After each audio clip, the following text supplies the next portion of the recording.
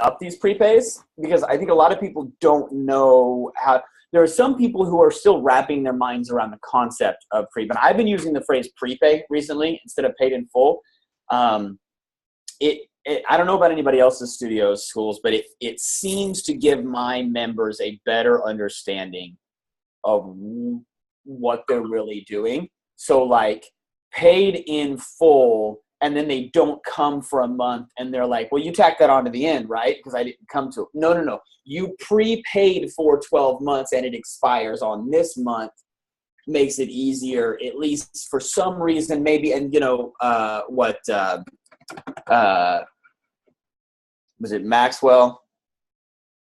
I think John C. Maxwell said communication is the responsibility of the communicator, not the communicatee. So I'm sure it was a challenge with how I was saying it, but that seemed to fix the problem. We've had very few problems now with people saying, hey, you owe me more time on the end of my thing because we chose not to come for 6 months. Just changing it to prepay seemed to make it a better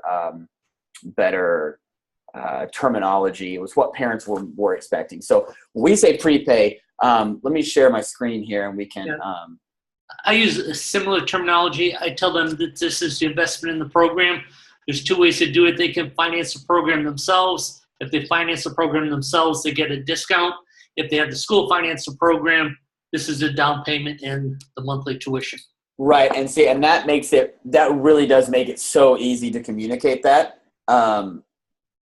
Because we don't do programs like that anymore, I think there's a lot of schools that are moving to a model that doesn't involve that. And I don't necessarily think that's a great idea. I think I think that what you're describing is really probably better for the vast majority of martial arts schools, as opposed to just, hey, come in and start paying $100 a month and let's see where it goes. You know what I mean? Like doing a structured program where they do a down payment sure is going to bring in more cash. I was talking to Scott the other day, Scott Dolph, Rainmaker. He was talking about getting twice the amount of money in the first month, in the first 30 days, using that. So, you have your down payment and then they pay their first month and then they also can pay their last month, depending on how you set it up, so that you've got, instead of getting $200 that month out of that family, you got $650 that month out of that family. Based on what program that they chose. I thought that was pretty cool. Yeah, I hate to kind of just say get the money out of them, but the more people have it invested, the less likely they are to quit, because the father's going to go, we've already got this much invested, you're going to go, and then we have a chance to save them. Yeah, the terminology there, definitely. I don't mean milk them for all they're worth. Yeah. I understand, yes. I mean, and it is true. The kid that's got their brand new sparring gear is super stoked to come to class, and the mom is super stoked to not use that $250 worth of gear. She's like, you're gonna strap that stuff on and go fight some kids because we just paid for it. Yes, so I which is why I like prepays so much, is because you take a kid who really loves martial arts and then you allow their parents to get it at a discount, and then when that kid stubs their toe, or somebody finds out they're in karate and makes fun of them, or they feel like they just started doing turn back kick and it's just they can't get it and they're frustrated, or whatever, or their cartoons are on and they don't want to get off the couch to go to karate, mom's going to not say, well, dang it, I keep seeing this ding my account every month anyway. Fine, let's find out how to quit. They're saying, get in the car because we already paid for it, and it gets them over that hump. It gets them over that, orange belt, green belt, beginner hump where they're where a lot of people quit. Let's not joke or kid ourselves. People aren't quitting at brown belt. That's where everybody gets all the drama. You see all the people in forums, how do I keep my brown belts and black belts from quitting? That's not where they're quitting. They're quitting at yellow belt or orange belt or green belt. They're quitting prior to the first month, really, at least in my experience, or prior to the first their first year. They're quitting in their first year, not in their third year. It's just that you're more attached to them when they quit in their third year. And so it's harder on you emotionally. At least it seems to me. So can you guys see my screen? Yes, sir. Okay. I don't know what the hell's going on here. We got to figure that out. Hang on. Oh yeah, I knew about these kids. So set these prepays up. Can you just stop for 1 second? Yeah. Can you just explain, because a lot of people don't understand that number. So since you happen to look at it and took your attention right away, can you explain how some people can get a negative number like that? Yeah. Okay, so this is your positive, negative MRR, or monthly recurring revenue, and where you are in the month with it. So if Rainmaker is telling me that I'm going to pull in $35,000 in tuition this month, it's telling me that that's this month. Next month, based on what we've done, I'm going to be $990 less than that starting next month. So we always want this to be a positive number, obviously. We do it a little differently. We operate by semester, as opposed to, like, we don't have new enrollments coming in every month, but most schools do and should. So this should really always be a positive number. And I can take a look here. We haven't had any new programs signed this month. Of course, it's the 3rd. But we have had, these two are both after schoolers. So that takes a big chunk. When an after schooler cancels, that takes a big chunk. Luke Guardiola, his sister aged out. And so she's like a 7th grader now. And so she's got a babysitter or something like that. And they're like, we didn't want to take the kids to 2 places. Perfectly understandable, right? McKenna was a person who had been with us for a long time, for a long time. And I think that it was always a challenge financially for them to pay. They were always late, and then I think they found a cheaper place. This kid finally canceled after 8 months of paying us and not attending. And this little girl is an after schooler who still is attending, but just didn't like karate. So I'm happy to let him quit because she's still paying us $379 a month anyway. But all of these are people who canceled this month. That shows us that we're going to be missing that amount of money next month. If someone signed up for a new after school program, this would go down. It would go to say $600 negative and then $300 negative. So yeah, that is a really important number to watch, because you can't have growth if that is in parentheses every month. That's it instantly caught my attention because, and you know what else caught my attention? I texted just so you guys know that I'm not joking around. I texted this at 7 a.m. in my truck, dropping off my kids. I see Rainmaker come through with its daily report, and I see this. Hey, what is this? And I texted my manager immediately. Why do we have $453 in refunds, which means that we actually only collected negative $300 of money? What happened? That's a lot of refunds. And she, Luke should have been canceled, but got charged. Dad came in, Cruz, same thing. And I'm like, okay, what's happening here? Is that Julia's issue? That's bad customer service. They were charged again in 2 months in a row. They know the process. They need to be using the process. So you have to keep an eyeball on your money like that. And Rainmaker sends those daily reports. So let me see, end of day. So this was the report that I look at 7:01 a.m. And I saw, the first thing I saw was, okay, we brought in a little bit of cash. This $10 means somebody signed up for a profit generator. This $30 means that probably 4 people signed up for a profit generator. And whoa, what the hell happened here, right? That, we got to pay attention. What's going on? This end of day report is really important. So first of the month, this end of day report, automatic tuition collected, $20,000 on the first of the month. We try to push a lot of payments in the first of the month. So definitely, if you're not paying attention to those end of day reports, you've got to keep your finger on the pulse of your business. You can say all day long, I signed up 10 new members, but if you don't have the money to show for it, then maybe there's some problems with your process. This was a Sunday, I think, so we didn't do anything. This was a Saturday. We don't do any business on Saturday, which I know is crazy. But on a regular day, we ought to be having some, positive cash flow coming through. Monthly recurring revenue. And a lot of people are really, they're frustrated with monthly recurring revenue because they feel like they should be like, hey, Rainmaker's not calculating it right, or like, I feel like I should be making more because I had more students. Well, you're not paying attention to your retention rate. Like, you're not paying attention to your attrition rate. Back when I was only running martial arts, I would call it with our like school people that were instructors. I would say like it's our I finally had to settle on a term, and you guys probably had this term a long time ago, Mr. Silva, but like net positive. What was your net positive for the month? Because I was tired of them saying, we signed up 16 new students. And I'm like, okay, great, but you freaking lost 9, right? We could be plus 16, but now we're plus 8. And that's not that great, if we're trying to reach certain goals. So paying attention to who's quitting is really important. And when Sal Cavento sends me his monthly numbers, it's always the net. So he never says I signed up 15 people. The net growth was 5. Yeah.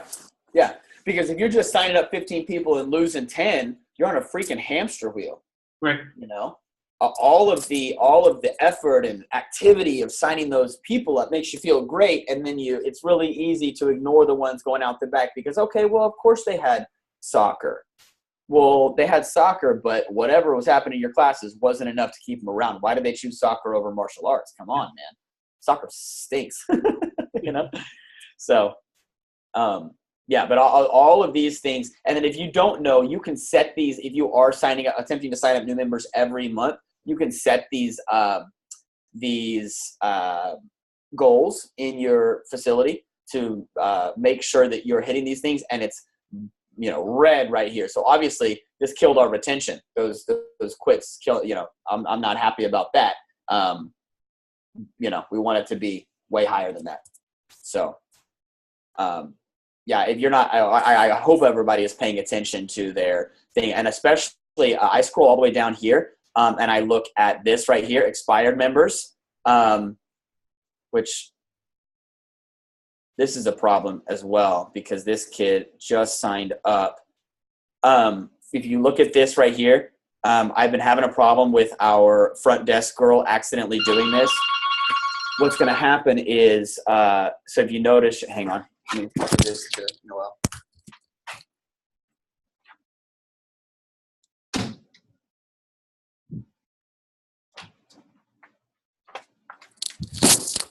It's really easy to make a mistake here when you're creating the programs, and I'll show you how. But duration 924 to 924. Well, that kid didn't get charged. Isn't going to get charged on 922 because it looks like his account is expired. Like officially it's expired. So, I'm not actually going to change that. I'm going to force them to change it, but you can see here how easy it is to mess that up on there. So let's look at creating an actual, let's go to a test account.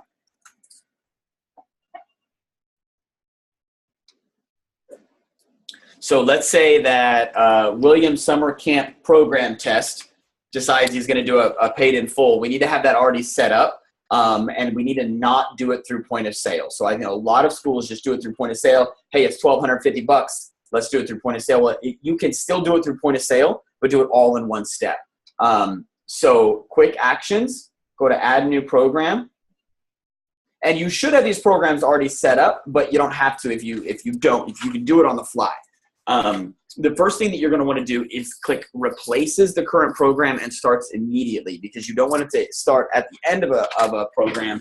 Most people are going to expect that, hey, dude, like I'm paying, make it easy math.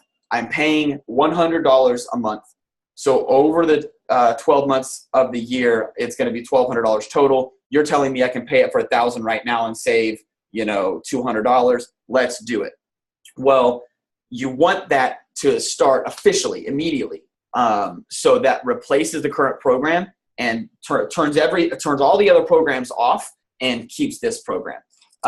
Another thing that you want to do is see where it says we have CC info for this student. You want to keep that.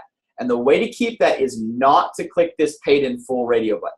Don't click that, because when you do it paid in full officially in Rainmaker, it's going to take the credit card information out because it's saying they paid it already and they don't need to do anything else. What we want to do is we want to do a credit card payment so that it keeps the credit card information for later on down the road. It's just a little hack that we do. That way we don't have to later ask them for their credit card information again.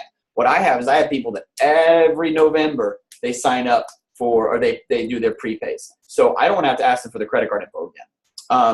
The other thing that, now here's where it's a personal option, expires and does not auto renew, or we don't want open-ended. If you're doing a prepay, we don't want open-ended because it will never expire. That's only for month to month if you do month to month, or fixed expiration date with auto renew. So I used to use fixed expiration date with auto renew, and I was attempting to make it easier on myself when I was a one-man show. And that's perfectly legit. And what that means is, so like they sign up on November the 15th or whatever your holiday sale is. Next November the 15th, they choose not to sign up. Well, they're getting billed on that day for their regular monthly payment. And you don't forget about it, because when I was a one-man show, even though Rainmaker had all these tools, I would still forget. And so I used, like, even though it would say, hey, their program is expiring, hey, their program is expiring, I just was too airheaded to call them. So I started setting it up as a fixed expiration date with auto renew month to month. That way they would call me and say, hey, I got billed. And I'd say, yeah, you chose not to do your prepay. And they'd go, oh, okay, well, we want to cancel. Or, okay, great, we want to do the prepay again. Can we still do it?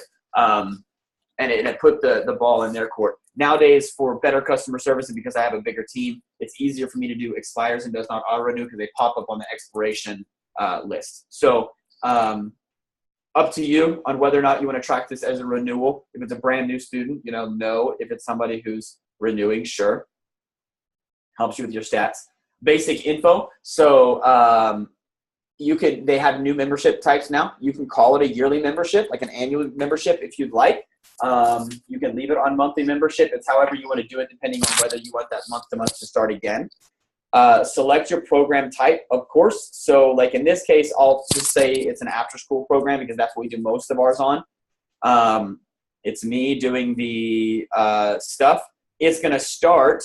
They're going to come in on Saturday the 10th. So their program starts right now, Saturday the 10th. Now, let's say that their bill date for their regular monthly payment was on the 1st. Then what I would probably do is say that to make them a happy customer is I would probably say that their program actually starts on 12/1. That way their programs, like they meet each other. It's up to you on how you want to do it. Like if you're the kind of person that needs it to start on a 1 or it gives you a tick, that's fine. I typically just start it that same day because I want it to expire that same day. Now, again, it's up to you as to how you want to call this expiration date. Are you calling this expiration date October 31st? Oh, come on now. What is going on? Are you calling it October 31st, 2019? Or are you calling it November 1st? You really want these to be set for an expiration date that's just maybe right before the holiday sale so that it pops up in your on your dashboard as, hey, this person is going to expire. So call it the 9th, whatever you want to do. Their first payment can be due whenever you want it to be because of what I'm about to show you. So here's the total amount that they would pay. If I was doing a monthly membership, what I would do is I would say that the down payment is whatever it is. We actually leave this because we have to prorate it. It's 9 payments of $379, and then what I usually do is I add a prorated amount in. So it's monthly payments. Here's our amount that they're going to pay. What I'm going to do in this particular case is I'm going to give them, call it a 10% discount, so $340. 3411 times 0.9, so it's going to be $3,069.90, and then I'm going to put that entire amount there in the down payment. The number of installments is going to be 1. I don't think it'll let you do 0. Oh, it'll let you do 0. Hey Sal, how's it going? And then all of this monthly frequency, all of that kind of stuff is just, it's not necessary. Now, when you actually create the program, it's going to take you straight to point of sale, and then you don't have to create the program later. I made that mistake in some of my first holiday sales. We really did a lot of money. Is I would say, oh, we'll go back later and do all these agreements. Will you? Or will you just go straight home, counting your cash, and then go take your wife out for dinner and then forget all about it, and then you skip one? That's not what you want to have happen. And then you're not sure if that person signed up or whatever. You can call it auto collect, or you can call it paid in full. It's whatever you want. I still call it auto collect because it's going to keep the credit card. It's got my credit card number in there. That's crazy. It's going to keep the credit card. But it's not going to charge them anything because the payment amount is zero. So it's going to attempt to charge on 12/10 for $0. That way you still retain the credit card information. Okay. I'll go ahead and add the program so you see what it's going to do. It'll screw up my numbers, but enter the down payment. Oops. And now here it is right here, program down payment. This is for tuition. Oh, call it down payment, whatever. And then that $3,069 is able to be done directly there in the point of sale. Super easy, but with the credit card that they already have. If they want to use a different credit card, they can use a different credit card, but you will still retain their original card that they had monthly on their account. So, of course, I'm not going to try to charge my card $3,000 today. But that's how you go from creating a program first to then creating going straight to point of sale. Now, the other thing that's really important to note here is the reason that I like to do it that way, and I don't like to necessarily create its own program, is because when I'm counting people in my reports, I love this report right here, members by program enrolled. Oh, it says current members. They've changed a little bit. Current members by program. So like I can see how many after schoolers I have right away. 71 after schoolers enrolled. If I have a program, if I preset a program called after school prepay, well, now that's going to be in my drop down. You know what I mean? And then I have to check two things. So like we have an after school secondary parent because a lot of parents are divorced and they pay. So it throws us off. We have 4 parents who are divorced who pay separately. We don't, you know what I mean? We don't want to have, that's the only one that's separate. Or I can look at just my Parkour 7 Plus all by itself, not Parkour 7 Plus and Parkour Prepaid, right? So 50 Parkour 7 Plus kids, not 7 Plus and Prepaid, if that makes sense. So I highly suggest you guys just go in, modify the payment, put in whatever the full amount they're going to pay, put that in the down payment, make sure that the payments are zero, and then go straight to the point of sale. And practice it. Practice it with a fake amount multiple times. Go all the way up to right before you click yes.